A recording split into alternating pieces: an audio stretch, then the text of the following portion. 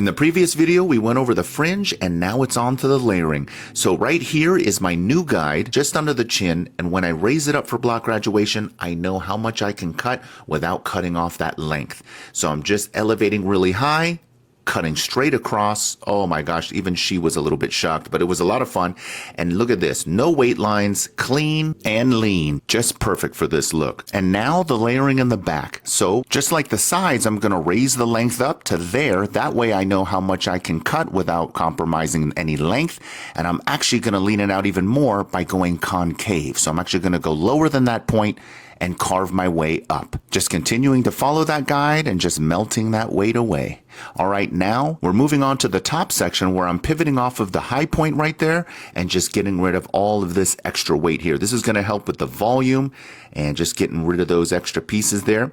Micro point cutting as I go along. Here we go. And you know I love my double lift point cut, adding that extra separation and texture. And as we move forward from the crown, I'm actually just going to take a profile section here and I'm going to blend in, or rather connect, the crown area with the fringe. And if you notice here, I'm just going 90 degrees from the actual head shape. So this will be different for everyone. Scooping out extra weight there and refining with some micro point cut. And we're done. Look at all that volume kicking in. Here's just some final touches around the face, making sure that the overhang there on the sides just kind of blends in, gives it that shaggy type feel. No matter what she does or how she moves her head, it'll just be cool. Here it is blown out straight where you can see all of Alfredo's amazing color. Stay tuned for part 3.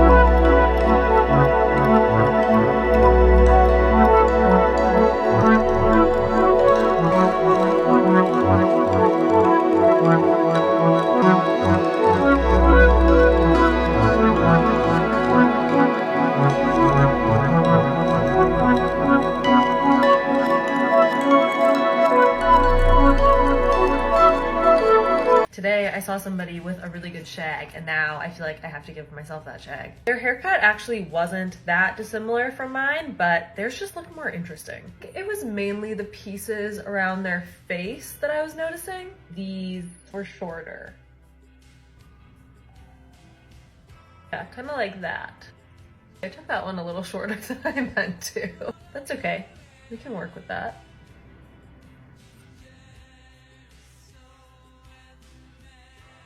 Normally I would do this cut with a razor, but I ran out of blades, so I'm just using scissors, and then I'll do lots of detail work at the end. When I give myself a haircut like this on camera, oftentimes for like a week after the cut, I'll find weird little inconsistencies in my haircut and then I just fix them. But that kind of makes it fun because it's just always a work in progress.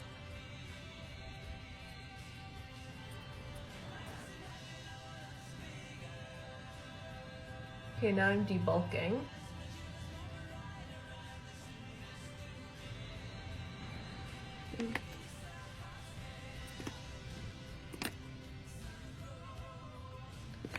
I'm just gonna get my hair damp again. This is water, not kitchen and bathroom cleaner. And I'm gonna use this curl product. It's just a drugstore product. Okay, I'll show you what it looks like when it's dry. It's a few hours later and I've changed because I'm about to go out, but this is what it looks like. Okay, that's it. The shag haircut is characterized by having lots of texture. When I think of a shag, I think of face framing layers with wispy feathered ends and a lot of volume on top due to the high layers. I think those are the defining characteristics, but you still have a lot of room for customization because of how much you can do with the fringe area. Like in this case, we're doing longish curtain bangs. To get that choppy texture, I'm using my styling razor a lot, as well as a lot of point cutting, and I will take out more weight after it's dry with my texture scissors. I feel like a short shag can end up looking a lot like a layered bob, which is the combo we were kind of going for this haircut, but the main difference would just be the perimeter. With a shag, it will still have those soft, wispy ends. And to make it a bob, you would just leave more of the perimeter out while layering to make the perimeter a little more dense. There are also shag mullets, which would be a lot shorter on the sides, and the sides would be disconnected from the back. But I'm still not quite sure about the wolf cut. I don't know what makes it different from a shag, or if it's just a specific type of shag. Maybe you guys can let me know what you think in the comments. When it comes to styling, I dry most of the hair with a diffuser usually.